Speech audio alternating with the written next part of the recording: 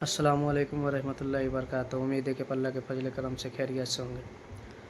नमाज के हवाले से बहुत इंपॉर्टेंट मसला है। आइए इस वीडियो को देखते नमाज हैं। पढ़ रहे हैं, जो रकतें आपकी छूट गई उसको आप किस तरह अदा करेंगे। नमाज के मिसाल के साथ तौर पे पढ़ने लगे नमाज तो जोहर एक आप रकत अदा कर रहे सुन्नत हैं, हुई थी एक है। रकत इमाम साहब उसके के बाद साथ क्या पढ़ी, इमाम साहब ने सलाम फिर दिया। पढ़ना है अब या नहीं 3 पढ़ना। रकतें किस तरह अदा करेंगे, बड़ी तवज्जो के साथ आपने सुनना है। करना क्या है, इमाम साहब ने सलाम फिरा तो बाद वाली जो रकत होगी उसमें आप सना पढ़ें, तावुज़, तस्मिया, सूरह फातिहा के बाद सूरत भी मिलाएं। अब रुकू और 2 सजदे करने के बाद आपने कायदा करना है, अत्तहियात भी मुकम्मल पढ़नी है।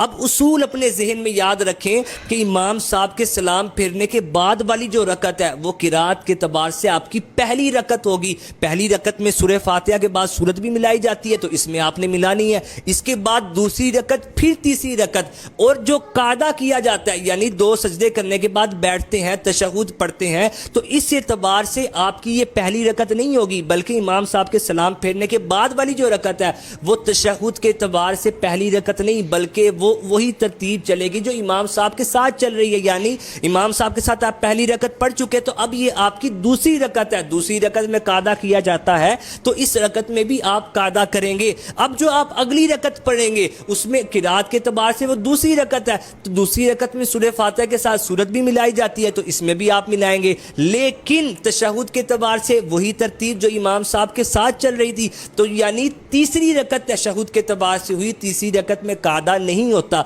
तो फिर इसमें आपने कायदा नहीं करना। और जो अगली रकत होगी वो किरात के तबार से तीसरी रकत और तशहुद के तबार से चौथी रकत, यानी उसमें आपने कायदा करना है। अत्तहियात मुकम्मल पढ़ने के बाद दुरूद पाक पढ़ें, दुआ पढ़कर सलाम फेर दे। यही वो तरीका है जिसके बारे में अब्दुल्ला बिन मसूद रदी अल्लाह तआला अन्हु सहाबी रसूल आप फरमाते हैं, हम इसी तरह नमाज अदा किया करते थे। इसको अपने जहन में भी रखें और दूसरों को आपसे गुजारिश है कि इस वीडियो को आगे शेयर करें ताकि और किसी लोग को जानकारी हो सके इस मसले के बारे में।